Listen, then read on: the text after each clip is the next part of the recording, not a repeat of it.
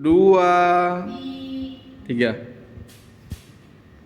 Assalamualaikum warahmatullahi wabarakatuh. Waalaikumsalam warahmatullahi wabarakatuh. Bapak Ibu guru hebat SMP Swasta Siti Hajar.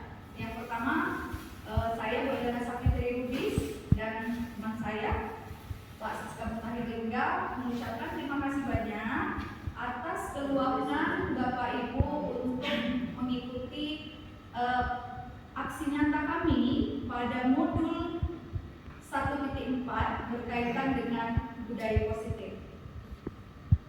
Bapak Ibu, kali ini kami akan mensosialisasikan materi yang sudah kami pelajari berkaitan dengan budaya positif. Insya Allah budaya positif ini bisa sama-sama kita terapkan kepada peserta didik kita semua. Baik, kita mulai saja.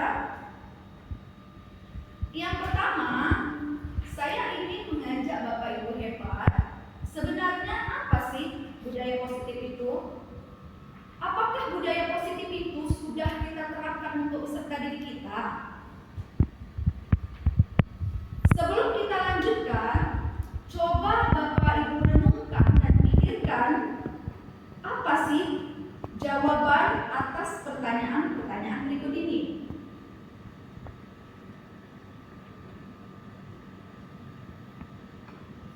Pertanyaan pertama, mengapa sekolah harus menegakkan kedisiplinan? Kemungkinan jawaban untuk Bapak Ibu, menciptakan lingkungan belajar yang optimal, mendukung perkembangan akademik dan pribadi siswa, serta mempersiapkan siswa kita untuk sukses di masa depan. Pertanyaan kedua, mengapa kita memiliki peraturan tentang penggunaan helm pada saat mengendarai kendaraan roda 2 atau mengendarai motor? Tentu saja jawaban secara umum itu adalah untuk keselamatan.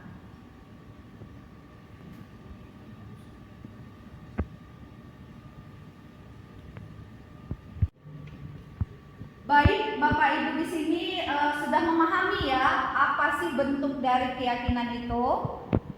Mengapa siswa kita perlu untuk kita berikan pemahaman tentang keyakinan itu? Oke, pertanyaan saya selanjutnya Bapak Ibu, apakah peraturan itu sama dengan keyakinan? Mungkin saya persilakan kepada Bapak Ibu dari penjelasan saya tadi mungkin bisa memberikan pendapat atau masukan. Menurut Bapak Ibu, apakah peraturan itu sama dengan keyakinan?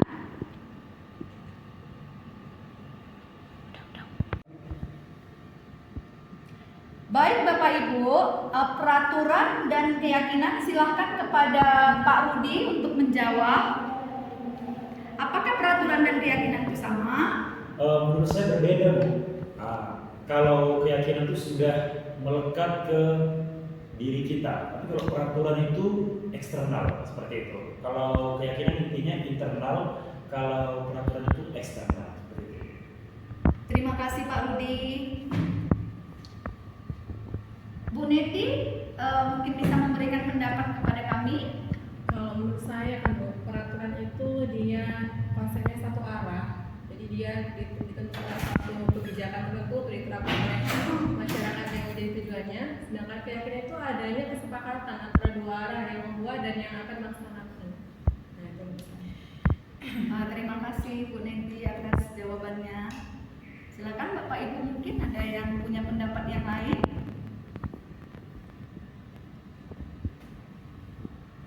Pak Ragil. Ya, terima kasih kesempatannya Bu Heli. Kalau menurut saya hampir sama ya seperti Bu Neti dan Pak Rudi. Yang namanya keyakinan itu yang ada di dalam diri sendiri. Kalau peraturan bisa disepakati bersama dan aturannya dapat berubah juga. Saya Wedana. Silahkan Ibu Dinda. Kalau peraturan itu lebih ke kewajiban ya, tapi kalau keyakinan itu lebih ke hak. Sunnah berarti ya. Terima kasih Bapak Ibu guru hebat, Bu Dinda, Bu Neti, Pak Rudi, dan Pak Ragil atas jawabannya. Sekarang kita akan menemukan jawabannya. Apakah peraturan itu sama dengan keyakinan? Jawabannya adalah beda. Alhamdulillah Bapak Ibu semua tadi sudah menjawab dengan jawaban yang sama, yaitu beda. Peraturan merupakan nilai-nilai kebajikan yang bersifat satu arah dan biasanya tanpa ada diskusi sebelumnya. Ini ya Bapak Ibu, yang dinamakan dengan peraturan tidak ada diskusi sebelumnya dengan murid kita. Sedangkan keyakinan itu adalah nilai-nilai kebajikan yang disepakati berdasarkan hasil diskusi untuk membentuk keyakinan tertentu. Jadi kalau saya simpulkan, yang dinamakan dengan peraturan itu kita tidak butuh pendapat dari siswa karena demi kebaikan. Sedangkan keyakinan itu kita butuh diskusi untuk siswa untuk kebaikan bersama. Baik Bapak Ibu, di sisi sebelah kanan saya ada dua pernyataan yang berbeda. Manakah yang dimaksud dengan peraturan dan keyakinan kelas? Nanti saya mohon izin sekali meminta jawaban Bapak Ibu semua. Menurut Bapak Ibu, yang manakah yang dikategorikan sebagai peraturan dan yang manakah yang kita kategorikan sebagai keyakinan?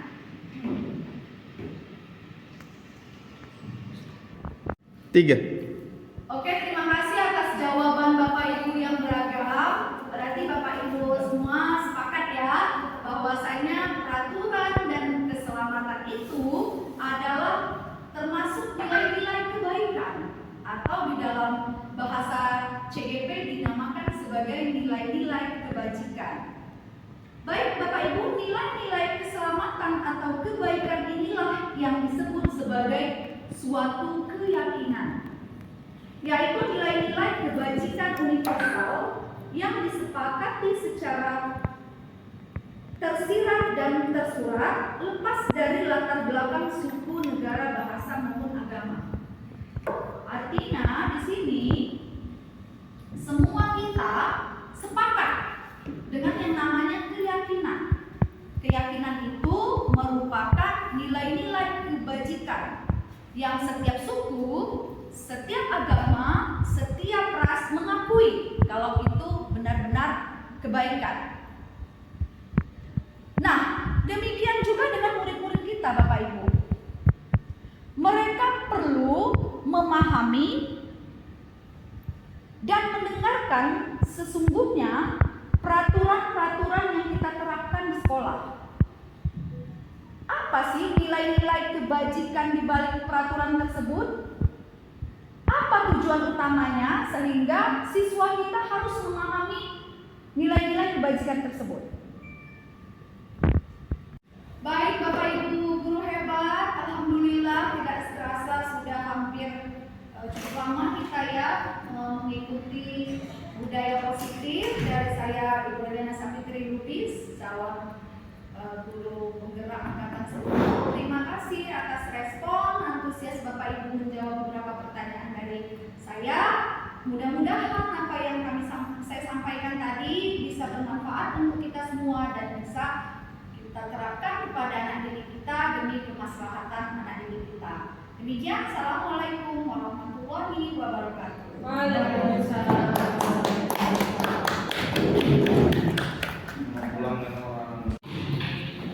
Oke, assalamualaikum warahmatullahi wabarakatuh.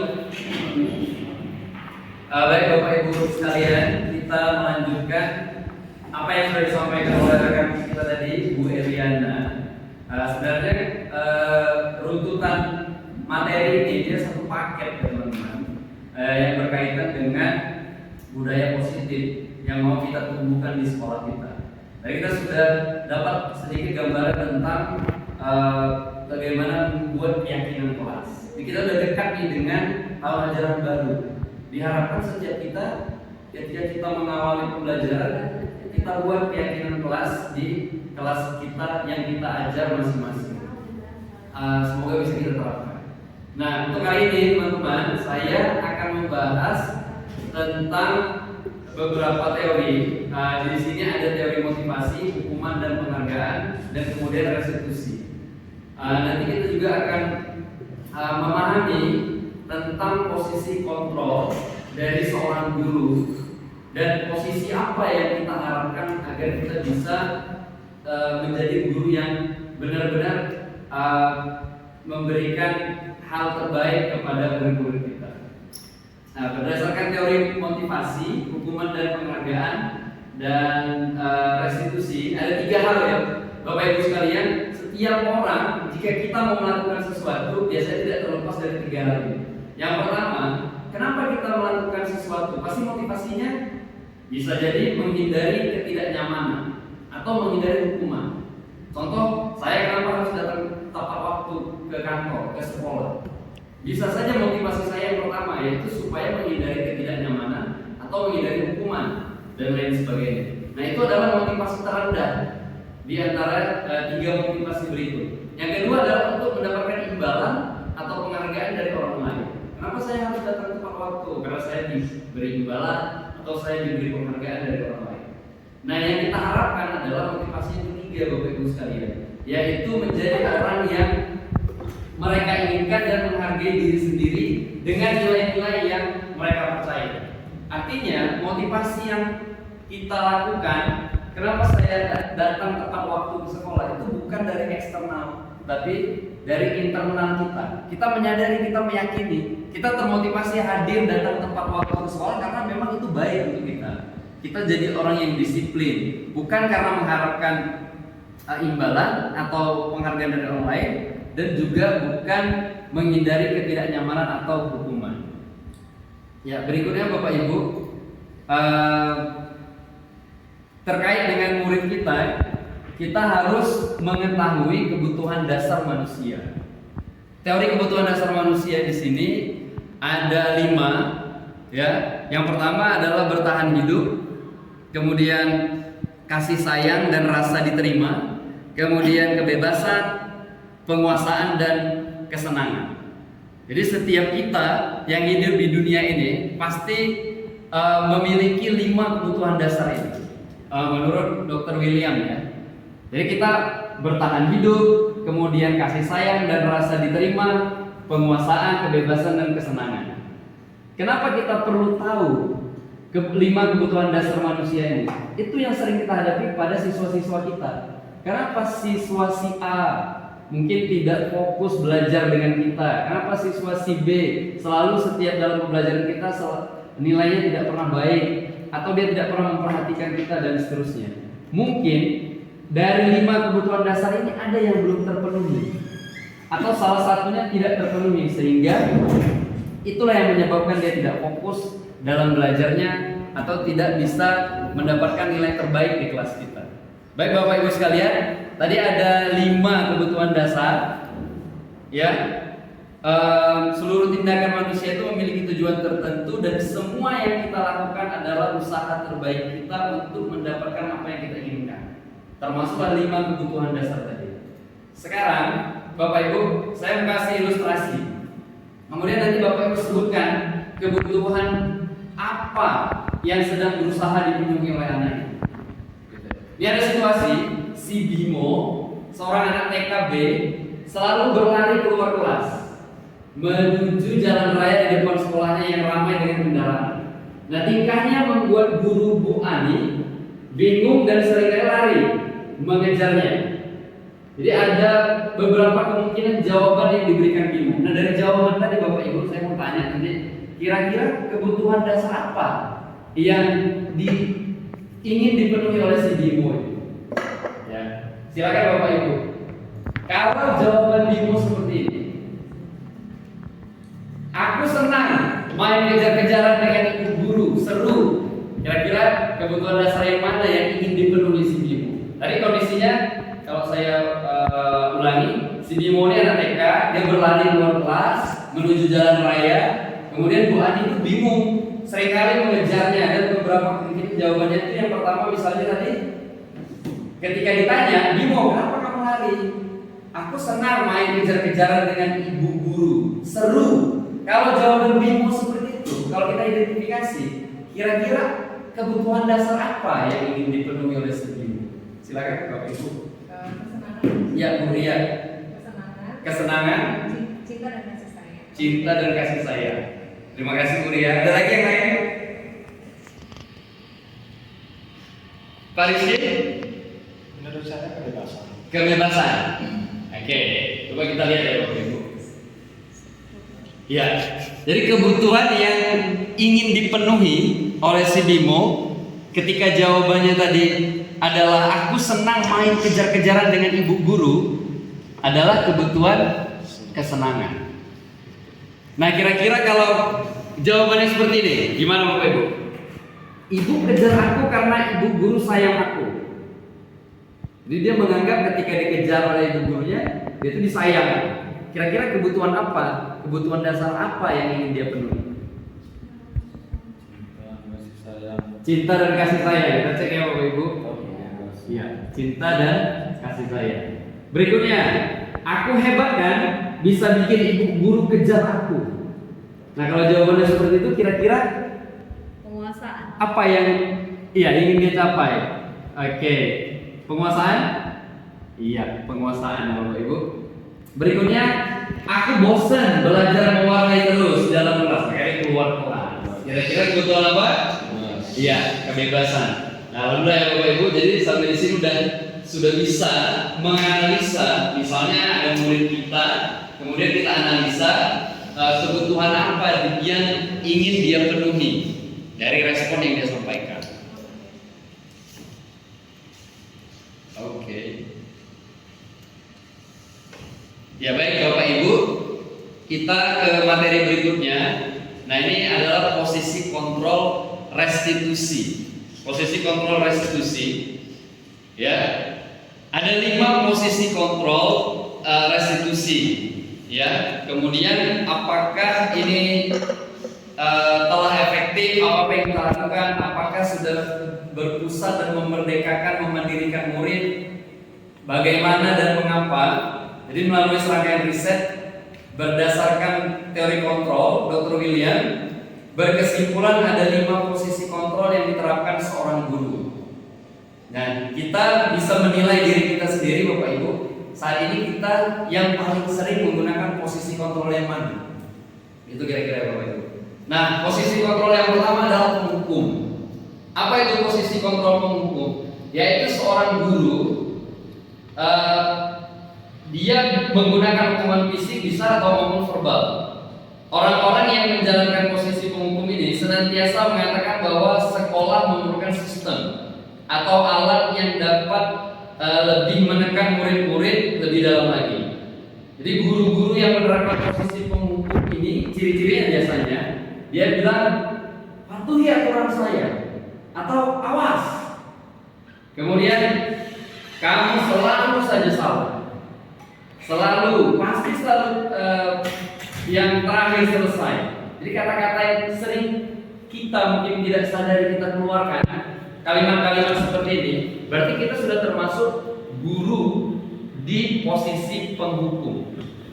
Ya, posisi kontrol sebagai guru penghukum. Gitu. Jadi guru seperti ini senantiasa percaya hanya ada satu cara agar pembelajaran bisa berhasil, yaitu dengan cara diam. Gitu ya, teman-teman. Oke. Kemudian apa hasilnya? Guru dengan posisi kontrol guru penghukum itu kemungkinan adalah murid itu marah dan murid itu mendendam atau malah murid itu bersifat agresif. Bisa jadi sesudah kembali duduk murid tersebut akan mencoret-coret bukunya atau meja, ya. Kemudian lebih buruk lagi sepulang sekolah murid melihat motor atau mobil bapak ibu guru dan akan menggores kendaraan tersebut dengan paku dan lain sebagainya. Jadi mungkin posisi itulah yang paling kita hindari sekarang di era pembelajaran sekarang itu. Posisi kontrol yang kedua yaitu pembuat merasa bersalah. Nah, coba kita sadari sama-sama. mungkin saya pribadi pernah juga sebagai penghukum, pernah juga sebagai pembuat merasa bersalah.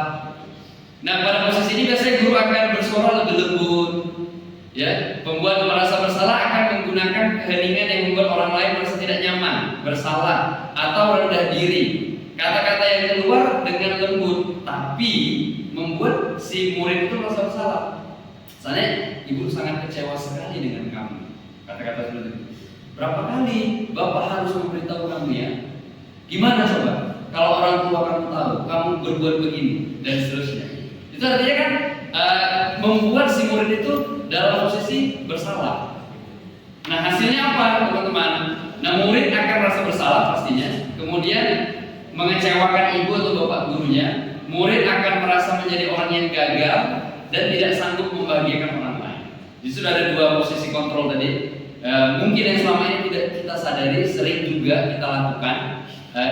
Dua posisi kontrol itu yang perlu dihindari, ya, yang sangat perlu dihindari. Kemudian posisi kontrol yang ketiga, yaitu posisi sebagai teman. Jadi guru pada posisi ini tidak akan menyakiti murid, namun akan tetap berupaya mengontrol murid melalui persuasi.